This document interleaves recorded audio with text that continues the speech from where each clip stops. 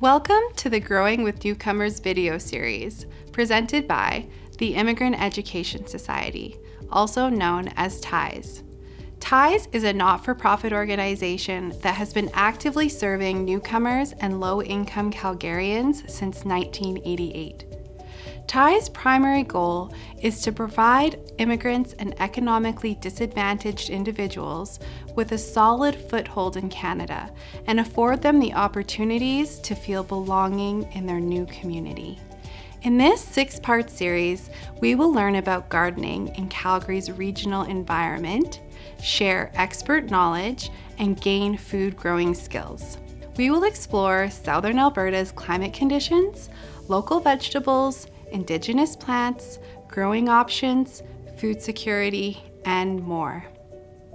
To begin in the spirit of reconciliation, with gratitude, mutual respect, and reciprocity, we acknowledge the ancestral home, culture, and oral teachings of the Treaty 7 signatories, which include the Siksika Nation, Piikani Nation, Kainai Nation, the Ithaka Stoney Nakoda Nation, consisting of the Chiniki, Bears Paw, and Good Stoney bands, and the people of Tsuut'ina Nation. We also recognize the Métis people of Alberta Region 3, who call Treaty 7 their home.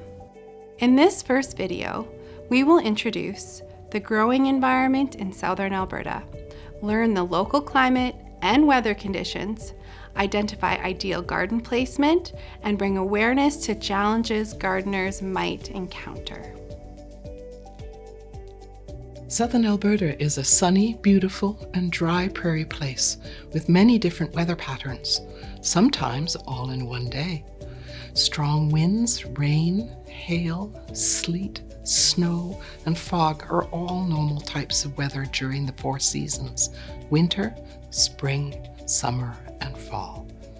Winter is quite cold, but thanks to the Rocky Mountains and the warm winds that travel over them in the winter, our region experiences Chinooks, a type of weather that causes snow to melt rapidly. Gardens are dormant during these months, and the gardeners are busy planning for the season ahead. Spring can be very slushy and muddy from melting snow. Gardens can be prepared for planting in April, and hardy seeds can be sown. Garden beds or containers are best positioned where the south-facing sun can reach the plants. Summer has strong sunshine and dry heat that helps plants grow, but will also dry out garden soil quickly. Some gardeners will protect their gardens by providing shade with garden fabric and keeping their plants healthy by saving rainwater with the help of rain barrels. Fall has cool nights and mornings, warm summer-like days, and the possibility of winter storms. Gardens at this time of year will need protection from frost at night. These varied conditions impact how to plant a garden in this geographical region. Once the snow has melted in late spring and the soil has dried, it is time to prepare your garden beds by removing any leaves and unwanted plants. It is important to remove weeds such as Canada thistle, creeping bellflower, lesser burdock, common tansy, and dandelions. These undesirable plant species spread easily and can take over your garden beds if not properly managed. Learning to identify the differences in plant species is a valuable skill, since there are native weeds that are useful and edible, such as wild chamomile, creeping knotweeds, oak-leaved and spear-leaved goosefoot, strawberry spinach, fireweed, or yarrow. The Alberta Invasive Species Council is a great resource to help identify different plants growing in your garden beds. To prepare an existing garden bed, ready your soil for planting by adding compost and then gently raking the top layer of the garden bed without disturbing the deeper soils or life below. To add nutrients to the soil, steep compost or worm castings in water to create a rich nutrient tea that can be sprayed on your garden beds to enhance the growth and health of the plants.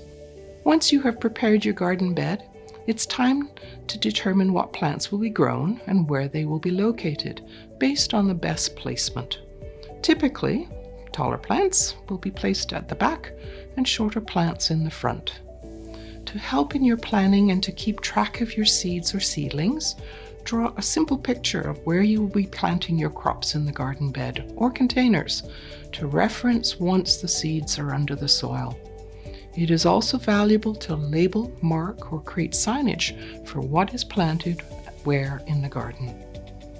Now that we have covered the basics of what to expect from Calgary's local climate, it is time to start thinking about what types of vegetables you would like to grow.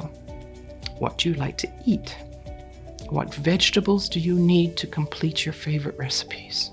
In the next video, we will learn about what edible plants grow best in southern Alberta.